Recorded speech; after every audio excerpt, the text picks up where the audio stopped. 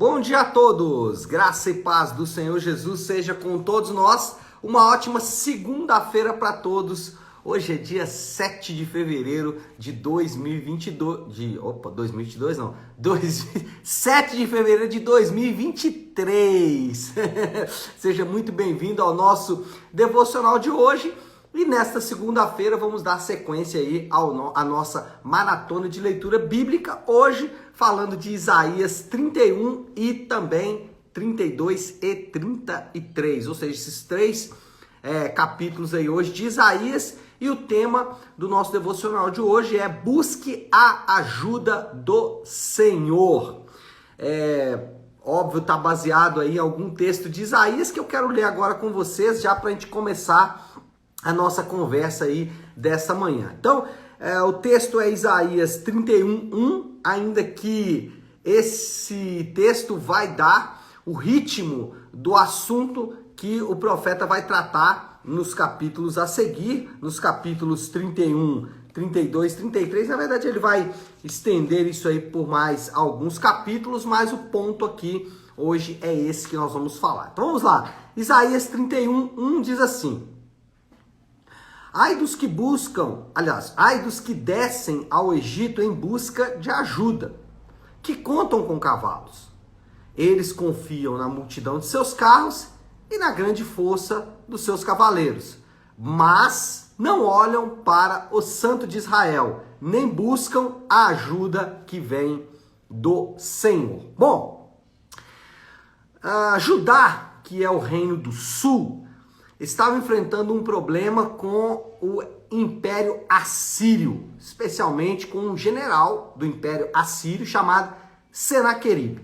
O rei na época que era Ezequias, e o que fez então Ezequias diante da ameaça de Senaqueribe?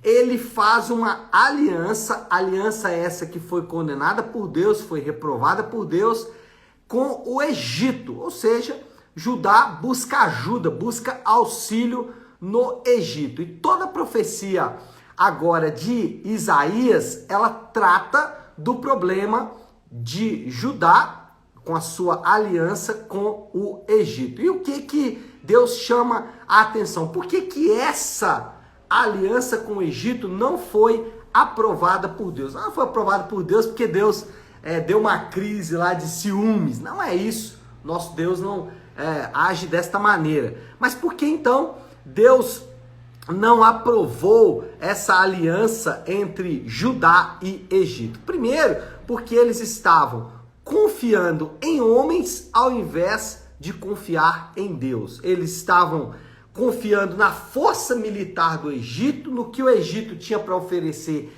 militarmente. Agora, quando a gente olha para a Bíblia, de maneira geral, toda a Bíblia, ela é um chamado a confiar somente em Deus. Quase que em qualquer lugar que você abrir da Bíblia, você vai ter a mesma mensagem. Confie no Senhor, confie no Senhor, confie no Senhor. E quando a gente se depara com isso, a gente percebe que é mais fácil confiar em outras coisas do que confiar no Senhor. Porque se assim não fosse, certamente a Bíblia não nos instruiria nesse sentido. Então, quando a Bíblia instrui dizendo, olha, confie no Senhor, e eu disse aqui que praticamente qualquer lugar que você abrir da Bíblia, você vai encontrar essa mensagem, se existe essa mensagem, é óbvio que nós temos uma tendência a agir de maneira contrária a essa direção, que é confiar no Senhor. E o que seria confiar no Senhor? A Bíblia vai usar um outro termo para confiar, que é fé. E eu não vou ter tempo de entrar muito aqui no elemento fé, mas basicamente o que o ensino desse termo, de maneira geral, confiar no Senhor, está querendo mostrar é que confiar em Deus é ao mesmo tempo deixar de confiar em coisas como o dinheiro. Eu estou dando o exemplo do dinheiro. A gente está aqui já na segunda-feira e 7h30 da manhã, todo mundo iniciando aí uma semana ou um mês, né? Porque estamos aí logo no início ainda do mês de fevereiro, mas o ponto é, estamos iniciando aí, talvez você já está ansioso em relação ao dinheiro. E nós temos uma tendência a confiar muito no dinheiro, a achar que é o dinheiro que vai pagar as nossas contas. E que se nós não tivermos dinheiro, nós não teremos as boas coisas que nós buscamos. No fundo, o que nós estamos fazendo é falando para Deus, olha, eu até gosto de você, mas eu confio mesmo no dinheiro. E talvez você ache isso estranho, mas isso é o que aconteceu com vários homens da Bíblia. Para não ir muito longe, um jovem rico que procurou Jesus e disse, eu quero servir ao Senhor, eu quero ser parte do reino. E aí Jesus disse, olha, você precisa vender todos os seus bens e dar aos pobres e me seguir. E ele não o quis fazer, porque a confiança no dinheiro é sempre maior. Eu me lembro de uma pessoa que certa vez, ouvindo isso que eu estou falando para você, disse para um pastor, pastor, isso é impossível. Você é pastor, você vive aí a sua vida de outra maneira, né? Você serve no ministério e tudo mais, você não sabe o que eu tenho que conviver. Aí a resposta daquele pastor me chamou muita atenção. Ele falou assim, olha, isso não é verdade. Eu tenho as mesmas lutas que você. Ele disse, eu também preciso falar para mim todos os dias, não confie no dinheiro. Ou, né, em alguns casos, não confie na sua boa técnica. Mas os pastores também passam por isso. Eu estou dizendo isso aqui porque, às vezes, nós nos esquecemos que todos nós, todos os homens, sejam eles pobres ou ricos, porque esse também é um engano, de achar que isso é uma mensagem só para quem é rico.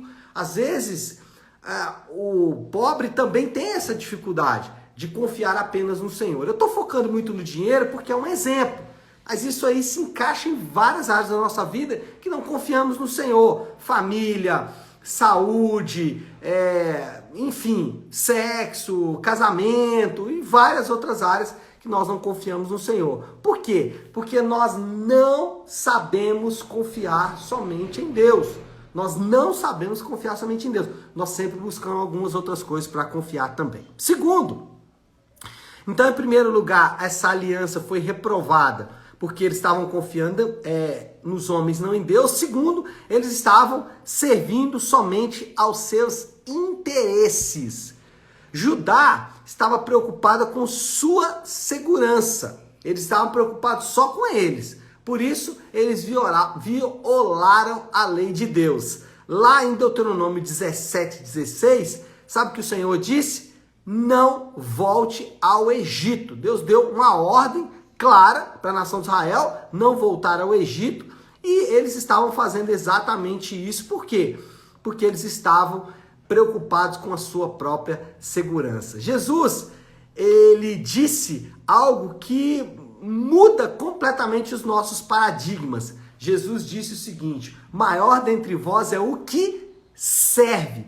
E isso, em todos os aspectos, é diferente da religião humanista. A religião humanista, que eu costumo dizer, essa religião tão pregada nos nossos dias, inclusive pregada a partir de alguns púlpitos, mas o ponto é, a religião humanista, ela prega a sobrevivência do indivíduo acima de qualquer coisa. Então, a religião humanista, ela até fala, preocupe-se com as pessoas. Por quê? Se você se preocupar com as pessoas, isso será bom para você. Então, marido, cuide bem da sua esposa, porque se cuidar bem da sua esposa, será bom para você também. Então, o humanismo, ele prega isso. Faça o bem para o outro, pensando em você mesmo. Por isso que valores e costumes, eles podem ser rejeitados. E são rejeitados muito facilmente. E por que são rejeitados facilmente? Porque costumes e valores normalmente estão ligados a coisas que são relacionadas a outras pessoas e não relacionadas ao próprio indivíduo. Então, cuidado com a religião humanista. Foi isso que levou Deus a rejeitar essa aliança entre Judá e Egito, porque eles estavam preocupados com eles mesmos, não estavam preocupados em servir, em ser realmente um espelho para as outras nações. E em terceiro lugar, eles não queriam arrepender-se de seus pecados. Por que a aliança Judá-Egito foi reprovada por Deus? Porque em vez de arrepender-se dos seus pecados, eles estavam querendo fazer uma aliança, né? Então, em vez de tratar o pecado, eles estavam querendo uma aliança com o Egito. Agora, eu entendo em alguma medida o que eles estavam fazendo, porque, gente, arrependimento é um preço alto demais a ser pago, né? Os apóstolos pregavam sobre isso em todo o tempo. Você vai ver sempre eles falando de arrependimento de pecado. Mas sempre uma tarefa muito, muito difícil. Sempre uma tarefa árdua. E por que arrependimento é uma tarefa árdua? Porque arrependimento envolve duas coisas que são valorosíssimas para nós mesmos. Quais são elas? Primeiro, confissão. Gente, você que está me assistindo, você que está vendo essa gravação, ou está aí ao vivo, você sabe o quanto é difícil reconhecer que estamos errados. Normalmente nós pintamos um quadro, nós construímos uma narrativa, nós fazemos todo um estardalhaço, tentamos criar subterfúgios para não simplesmente dizer eu errei. Eu errei. Então a gente dá o nome de doença, a gente fala que o problema da sociedade, e a gente arruma o escarcéu para não confessar o pecado. Mas não só isso. Por que arrependimento é difícil? Porque é difícil confessar, mas o segundo passo é tão difícil quanto o primeiro, que é conversão.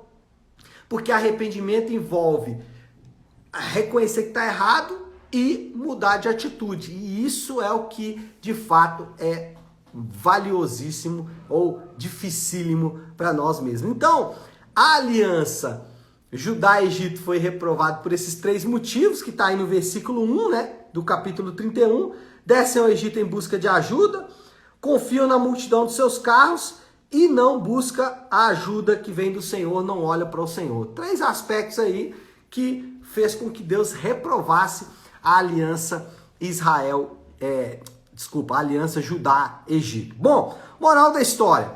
Buscar ao Senhor e confiar nele envolve fazer determinadas coisas que a vontade humana não faz naturalmente. Arrependimento e confiança são mandamentos de Deus. E por que arrependimento e confiança são mandamentos de Deus? Porque nós não gostamos de fazer. Desafio do Léo, aplicação final aí para esta segunda-feira. Eu acho que a aplicação aqui vai de encontro ao título do próprio texto, buscar ao Senhor.